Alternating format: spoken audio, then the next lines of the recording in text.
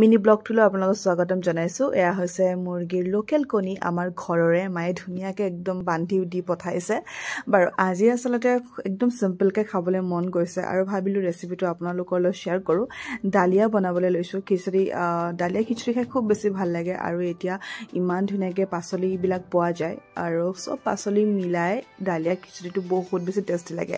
বাৰু প্ৰথমে আসলতে মই বনাবলৈ লৈছো অকমান ভাজি মূলা তাৰ পিছত আলু আৰু ফুলকবি ধুনীয়াকৈ ভাজি এখন বনাই ললো।